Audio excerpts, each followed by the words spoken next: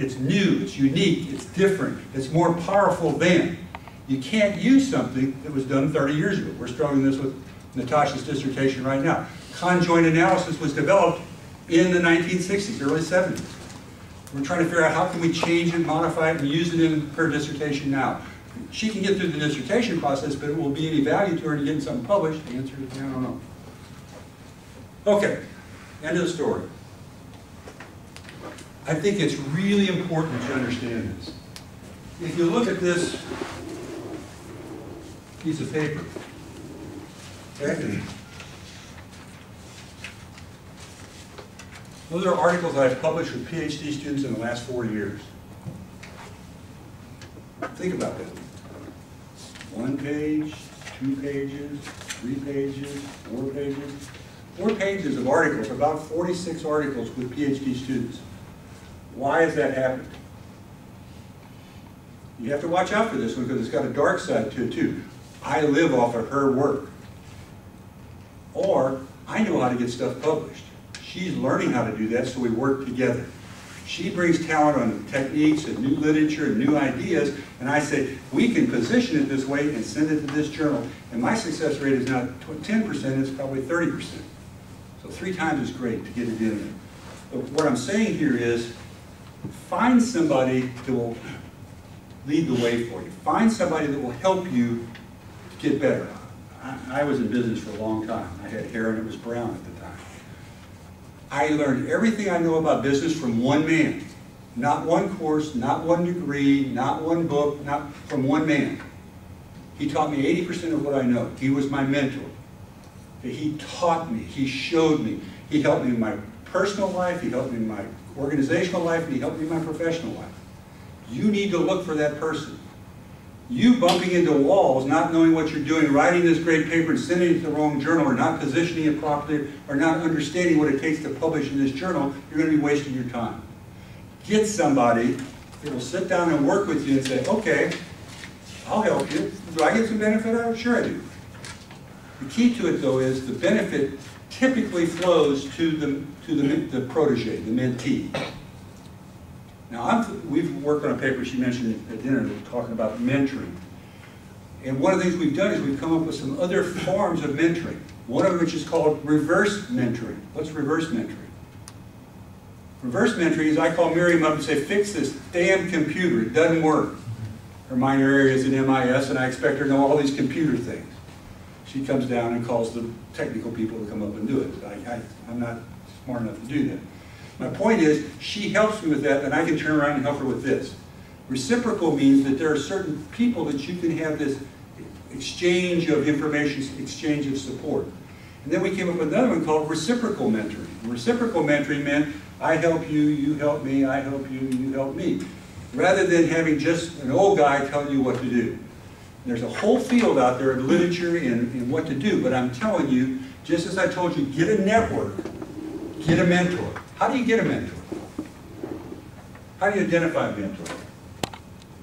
Similar research interests? Similar research interests. Somebody that you respect. Somebody that is, you think, boy, this person is really different, really unusual. I've read their work, and boy, it's really interesting. And then what do? Just like I told my son, the first job I got, he said, well, I want to work for this company. I said, go tell this man you'll work for the company and you don't want to get paid for the first year. Did he get the job? Boom, just like that. How long did the guy keep him off the payroll? A month. But the same thing here. Can I go to this person and get them to commit to me and support me? The answer is, if you're intelligent, you've been trained fairly well, and you are really excited about what's going on, try to keep me from this happening. Now, you have to be careful, and this is one of the reasons I hesitated on putting it up here at the end. There are people that are child molesters. There are people that will take advantage of you. There are people that will take your ideas and make them their ideas.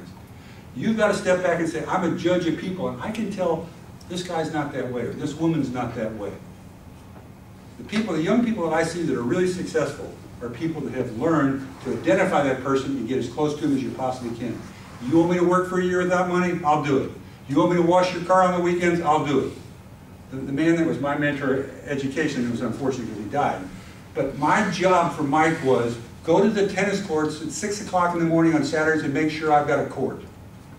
So every Saturday I'm standing out at the tennis courts like this. I had no idea how to play tennis, but every Saturday Mike had a tennis court.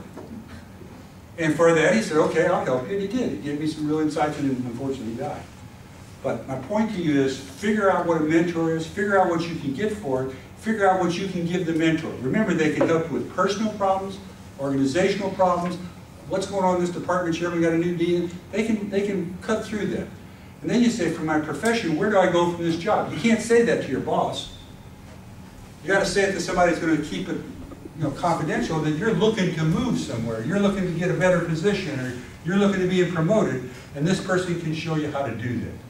Don't underestimate the value of gray hair. It can really help you. You got to be careful, but if you don't step out and try this, you're going to be bumping into walls. There's an old saying, don't try to reinvent the wheel.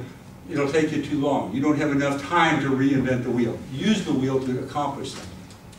Okay? I've got some more stuff on mentoring, but that's enough. Now, what kind of questions do you have? Yeah. Yep. Thank you very much, Professor Michael, for your great presentation for us. And we are more interested at this stage in conference papers. Okay, I can tell you very easy on that. 3 things you have to do on conference papers.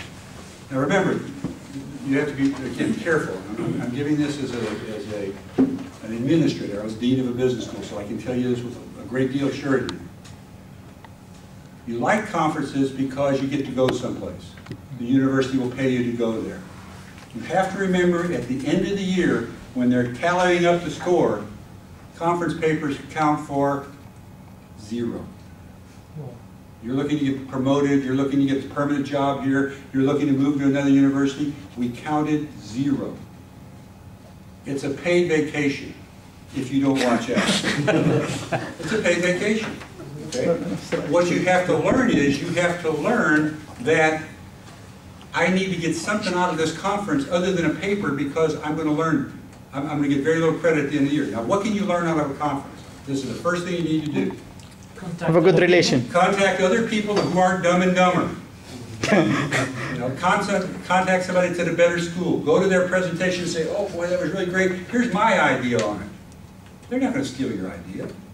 They're going to say, wait a minute, this person's really hey, that really fits into what we're doing. Let's get him on the pedal.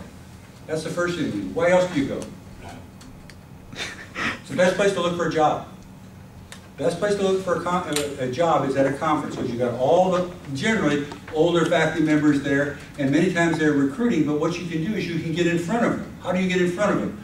Well, I'm looking at the universities I want to go to, and these 2 guys are making a presentation. I'll be at their presentation. I'm going to ask them a question, because the next day I'm going to be interviewing with them.